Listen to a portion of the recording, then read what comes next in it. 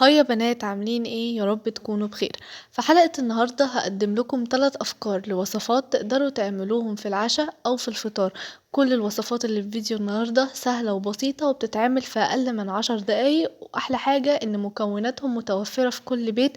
يعني مش هتضطروا تشتروا اي حاجة، هتفتحوا التلاجة على طول وتعملوا الوصفات دي وطعمهم حلو قوي. وطبعا كل المكونات المستخدمة في الثلاث وصفات دي صحية 100%. يعني كل الاكلات دي هيلسي وتقدروا تاكلوها، هتفيدكم جدا جدا. بس قبل ما نبدأ فيديو النهاردة، لو دي اول مرة تشوفوني ما تنسوش تعملوا سبسكرايب للقناة وتفعلوا زر الجرس علشان يوصلكم كل فيديو بنزله. ودلوقتي يلا نبدأ. الوصفة الأولى اللي معانا النهاردة هي الجريك سالاد أو السلطة اليونانية.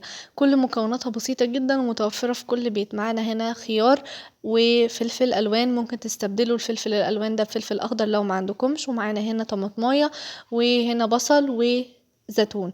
انا طبعا لو ما عندكم مثلا فلفل الوان وفلفل اخضر استخدموا الاتنين مع بعض بيدوا طعم حلو. لو ما عندكمش فلفل الوان استخدموا الفلفل الاخضر بس. يعني استخدموا المكونات الموجودة عندكم، هي دي المكونات الأساسية للجريك سالاد. هو الصراحة المفروض يكون فيه ذرة، يعني مكونات الأساسية للسلطة دي المفروض يكون فيها ذرة، بس أنا للأسف ما لقيتش ذرة، فأنا عملتها معاكم من غير ذرة. لو عندكم ذرة حطوا عليها ذرة، بيبقى طعمها حلو قوي. السلطة دي يا جماعة طعمها حلو قوي، وحلوة قوي في الصيف، بتدي كده انتعاش. طبعا احنا دلوقتي داخلين على شتا برضو، فهي مغذية، فيها خضروات كتيرة ومغذية جدا. هنحتاج هنا، انا جبت هنا طبق يعني غويط شوية عشان اقطع فيه المكونات. يعني ممكن تحطوها في طبق مسطح او تحطيها في سرفيس مثلا على حسب الكمية. وهنقطع اول حاجة معاكم هي الطماطم. زي ما انتم شايفين هنا انا قطعت الطماطم مكعبات. قطعوها مكعبات متوسطة، ما تخلوش المكعبات كبيرة قوي وما تخلوهاش صغيرة قوي. ولو عايزين تشيلوا منها البذر شيلوها، انا شلت منها البذر. بعد كده هنقطع الفلفل، قصدي الخيار. قطعت الخيار اهو معاكم. برضو الخيار نفس الفكرة، ما تصغروهوش قوي. الجريك سالاد لازم المكونات كده تبقى باينة، يعني بالعينك تشوفي كل الخضروات والمكونات الموجودة في الطبق.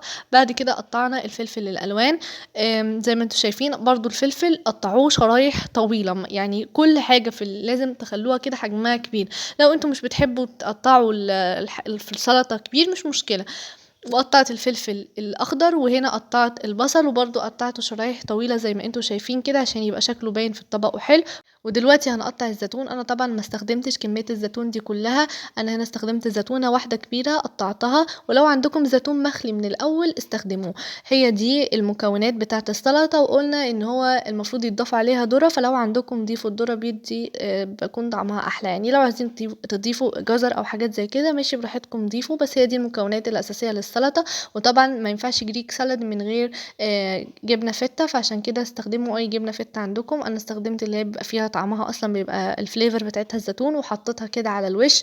الجبنة الفيتا ما بتبقاش كتيرة يعني، بتبقى يعني ما بتبقاش يعني كميتها بتبقاش كتيرة في السلطة. بتحطوا كام معلقة كده زي ما انتوا شايفين. ولو عايزين تعصروا عليها ليمون بتبقى طعمها حلو، بس انا يعني بحبها كده من غير ليمون. طبعا لو عايزين تعملوا دريسنج للسلطة دي اعملوا، لو مش عايزين براحتكم. هو الدريسنج بتاعها بيتكون من عصير ليمون، وبيتكون من زيت زيتون ودبس رمان. فلو عندكم استخدموهم. ولو انتوا بتحبوا يعني الدريسنج على السلطة، انا صراحة يعني بحب طعمها كده، ما بحبش احط عليها دريسنج. فانتوا براحتكم لو عايزين تعملوها بدريسنج او من غير، في الحالتين بيكون طعمها حلو قوي ولذيذ كده وخفيف وحلو قوي للعشاء او للفطار. وعلى فكرة ممكن تحطوها يعني كطبق كده جنب الغدا، بيكون طعمها حلو قوي. طبعا يا جماعة السلطة دي ليها فوائد كتير قوي. اول حاجة هي حلوة قوي للرجيم، يعني اي حد عايز يخس السلطة دي السعرات اللي فيها قليلة. وطبعا هي يعني اللي مش اللي عايز يخس او مثلا بيتبع نظام يعني اكل هيلسي بصفة عامة، فالسلطة دي هتبقى خيار حلو قوي بالنسبة له، لان كل الحاجات اللي فيها يعني صحية، خضروات وجبنة وحاجات كويسة. وممكن لو عايزين كمان تستبدلوا الجبنة الفتة بجبنة قريش، بيكون طعمها حلو قوي. الوصفة التانية اللي هعملها لكم النهاردة هي الأومليت، بس ده مش زي أي أومليت، ده الأومليت بتاع فاطمة، يعني هيكون أحلى أومليت انتوا هتدوقوه في حياتكم. مكوناته يا جماعة سهلة قوي. هنحتاج هنا فلفل ألوان وطماطماية وبيضتين، أو مثلا على حسب عدد البيض اللي انتوا هتستخدموه. هنا لو ما عندكمش فلفل ألوان استخدموا فلفل أخضر، يعني مش شرط انكم فلفل ألوان، اللي عندكم استخدموه. لو مش بتحبوا الطماطم في الأومليت مع البيض ما تستخدموهوش، بس على فكرة بيبقى بالطريقة دي طعمه حلو قوي. وطبعًا لو حابين تضيفوا لها سلامي أو بسطرمة أو زيتون، كل الحاجات دي بتودّي الTaste في حتّة تانية. استخدموا المكونات المتوفرة عندكم، يعني أنا هدفي من كل الوصفات اللي في فيديو النهارده إنكم تعملوها على طول، ما تضطروش إنكم تشتروا حاجة من برّه، تعملوها بالحاجات الموجودة في التلاجة عندكم. وطبعًا يا جماعة الوصفة دي حلوة أوي وصحية، وكل المكونات اللي فيها مفيدة لجسم الإنسان، يعني البيض فيه بروتين حلو أوي للفطار، والخضروات طعمها حلو وبتقوي الذاكرة فيها فيتامينز كتير للشعر وللبشرة، فضروري جدًا. دلوقتي نبدأ بتقطيع المكونات. أول حاجة هنقطعها هي الطماطم. زي ما انتم شايفين قطعنا هنا الطماطم والفلفل الألوان. أنا طبعًا ما قطعتش الطماطم يعني الطماطماية كلها ولا الفلفل الألوان كله، قطعت يعني نص الطماطماية وقطعت جزء من الفلفل الألوان. زي ما قُلت لكم الوصفة دي قد إيه حلوة، حقيقي لو أنت شخص مش بتحب البيض الوصفة دي هتخلّيك تحب البيض جدًا، لإن بتضيّع طعم البيض تمامًا وبيبقى البيض طعمه حلو. هنا جِبت أنا بولة أو أي حاجة غويطة عندكم وشوكة عشان هنبتدي نكسّر البيض، عشان نmix كل المكونات مع بعض قبل ما نحطهم في الطاسة. ممكن لو ما عندكمش البولة دي زي ما أنا قُلت لكم تستخدموا أي حاجة غويطة عندكم عشان تكسّروا فيها البيض. هنا أنا كسّرت البيضة الأولانية ودلوقتي هاكسّر معاكم البيضة التانية. زي ما انتم شايفين هنا إحنا كسّرنا البيضتين، دلوقتي بقى هنضيف الخضار.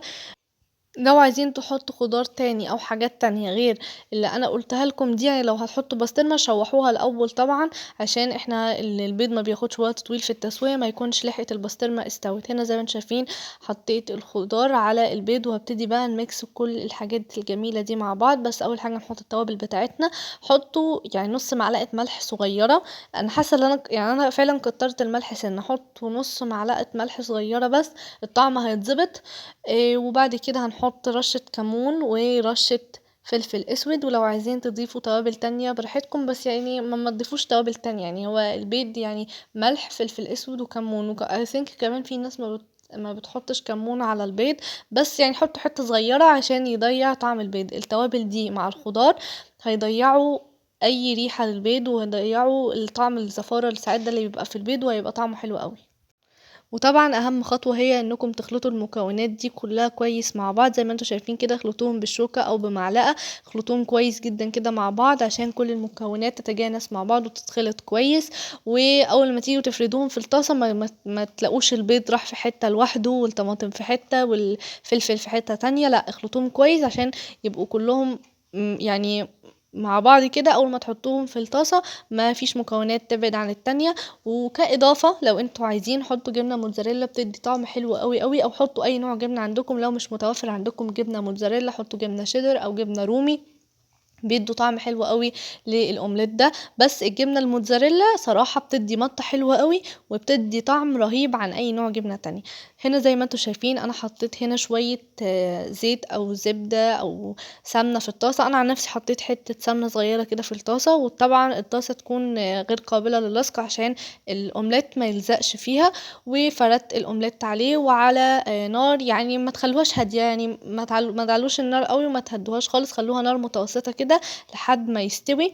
وكإضافة برضو تانية على الوش حطوا شوية جبنة موتزاريلا كده عشان يبقى طعم الأومليت أحلى. زي ما انتم شايفين كده بدأ يستوي من الجناب. احنا هنقلبه وده الشكل النهائي ليه. انا حبيت هنا اقدمه بطريقه مختلفه، قطعت عيش فينو، ممكن طبعا تشوحوا العيش الفينو ده في شويه زبده او تحطوه في الميكرويف اللي انتوا عايزينه. حطيت هنا عليه البيض، قطعته وحطيت عليه البيض وحطيت جنبه مخلل. هو اصلا طعمه حلو قوي يتاكل لوحده من غير اي حاجه جنبه. جربوه وقولوا لي رايكم في الكومنتس. دلوقتي هقول لكم على الوصفة التالتة والأخيرة اللي معانا في فيديو النهاردة، وجميع مكوناتها سهلة جدا جدا وطعمها تحفة. كل اللي هنحتاجه بطاطساية وفلفل أخضر. لو مش عايزين فلفل أخضر ضيفوا فلفل ألوان، بس الفلفل الأخضر في الوصفة دي بيدي طعم حلو قوي قوي عن الفلفل الألوان. طبعا لو انتوا عددكم كبير هتكتروا في البطاطس والفلفل، اما المكونات دي تكفي لشخص واحد.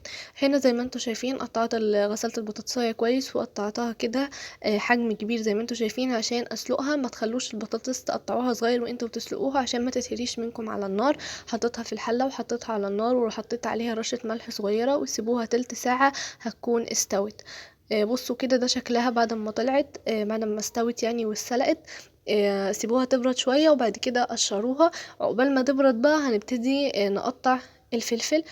طبعًا لو أنتم عايزين تحطوا مع الوصفة دي زيتون هتبقى حلوة أوي، بس أهم حاجة وأنتم بتقطعوا الفلفل خلّوه تقطيعة رفيعة كده وصغيرة، ما تقطعوهوش كبير عشان ما يبقاش باين كده برضه في الطبق، لإن في الوصفة دي الأحلى إن هو يكون صغير. هنا زي ما أنتم شايفين قشرت بقى البطاطس وهابتدي أهرسهم. أهم حاجة إنكم تهرسوا البطاطس كويس، ممكن تهرسوهم هي الهرسة بتاعة البطاطس أو بالشوكة عادي المتوفر عندكم. أنا هنا هرستهم بالشوكة سيبيه يعني اهرسوهم كويس، أهم حاجة عشان المكونات كلها تتجانس مع بعض ما تكونش البطاطس كده كتل في الطبق ويبقى شكلها مش حلو. هو الطبق ده اصلا كله على بعضه هتعملوه في اقل من 10 دقايق وطعمه حقيقي من اجمل الوصفات اللي انتوا هتدوقوها في حياتكم. انا عايزاكم تجربوه وتقولوا لي رايكم في الكومنتس. الوصفه دي بالذات بجد من احلى الوصفات اللي ممكن تجربوها. انا هنا قعدت استمر في الهرس شوية، وبعد كده هضيف المكون اللي هيودي التست في حتة تانية خالص يا جماعة، وهو الجبنة الفتة. ضيفوا معلقة او معلقتين من الجبنة الفتة، يعني مخصوصا اللي هي بطعم الزيتون. بتدي طعم حلو قوي للوصفة دي. ولو مش عايزين تضيفوا جبنة فتة تضيفوا جبنة براميل برضو بتدي طعم حلو قوي. وهنا هنضيف المكون اللي احنا قطعناه من شوية وهو الفلفل، وهنميكس دلوقتي كل حاجة مع بعض.